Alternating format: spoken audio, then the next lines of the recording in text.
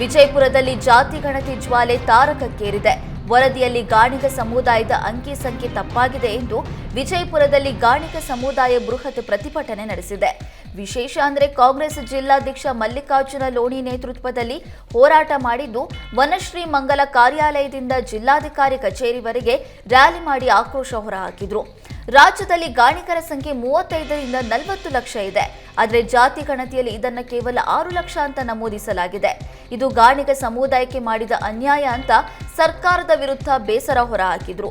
ಸರ್ಕಾರ ಅವಕಾಶ ನೀಡಿದ್ರೆ ಗಾಣಿಗರೇ ಜಾತಿ ಗಣತಿ ಮಾಡಿ ಅಂಕಿಅಂಶ ದಾಖಲೆ ಸಮೇತ ಸಲ್ಲಿಕೆ ಮಾಡ್ತೇವೆ ಎಂದು ಕಾಂಗ್ರೆಸ್ ಜಿಲ್ಲಾಧ್ಯಕ್ಷ ಲೋಣಿ ಹೇಳಿದರು.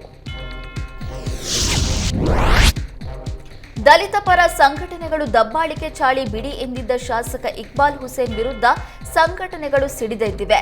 ದಲಿತ ಸಂಘಟನೆಗಳ ಅಧ್ಯಕ್ಷ ಕೊತ್ತೀಪುರ ಗೋವಿಂದರಾಜು ಬೇಸರ ಹೊರಹಾಕಿದ್ದಾರೆ. ಶಾಸಕರು ಅದ್ದೂರಿಯಾಗಿ ಜಯಂತಿ ಆಚರಿಸಿದ್ರು, ಆದರೆ ದಲಿತ ಸಂಘಟನೆಗಳಿಗೆ ಅಪಮಾನ ಮಾಡಿದ್ದಾರೆ.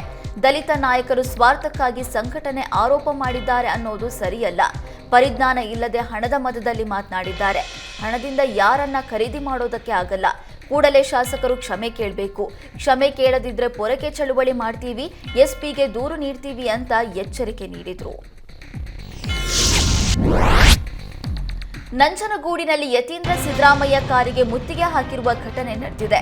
ನಂಜನಗೂಡಿನ ತಹಶೀಲ್ದಾರ್ ಕಚೇರಿ ಮುಂಭಾಗ ಯತೀಂದ್ರ ಸಿದ್ದರಾಮಯ್ಯ ಕಾರಿಗೆ ಮುತ್ತಿಗೆ ಹಾಕಿ ಜನ ಆಕ್ರೋಶ ವ್ಯಕ್ತಪಡಿಸಿದ್ದಾರೆ. ಊರಿನಲ್ಲೂ ಸಿಗಲ್ಲ, ಇಲ್ಲಿ ಬಂದರೂ ಅರ್ಜಿ ತೆಗೆದುಕೊಳ್ಳಲ್ಲ, ಕೆಲಸ ಮಾಡಿಕೊಡಿ ಸ್ವಾಮಿ ಅಂತ ಅರ್ಜಿ ಹಿಡಿದು ಗ್ರಾಮಸ್ಥರು ಆಕ್ರೋಶ ವ್ಯಕ್ತಪಡಿಸಿದ್ದಾರೆ. ಅರ್ಜಿ ತೆಗೆದುಕೊಳ್ಳುವವರೆಗೂ ಕಾರು ಬಿಡೋದಿಲ್ಲ ಅಂತ ಜನ ಪಟ್ಟು ಹಿಡಿದಿದ್ರು. ಜನರ ಆಕ್ರೋಶ ವ್ಯಕ್ತವಾಗ್ತಾ ಇದ್ದಂತೆ ಅರ್ಜಿಗಳನ್ನು ಎಂಎಲ್ಸಿ ಯತೀಂದ್ರ ಪಡೆದಿದ್ದಾರೆ.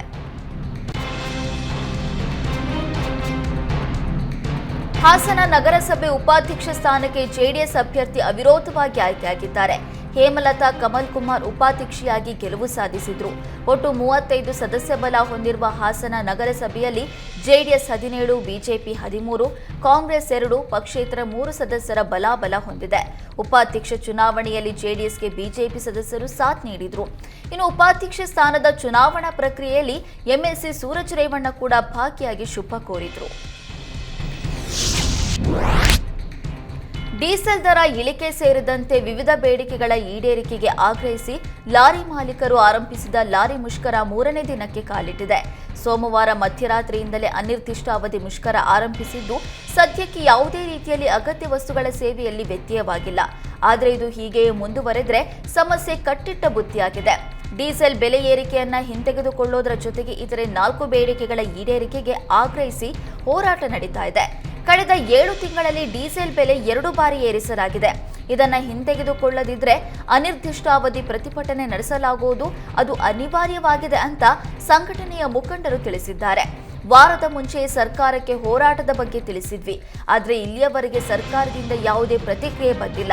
ಹೀಗಾಗಿ ಹೋರಾಟ ಮುಂದುವರಿಯಲಿದೆ ಅಂತ ಸಂಘಟನೆ ಮುಖಂಡರು ಸ್ಪಷ್ಟಪಡಿಸಿದ್ದಾರೆ.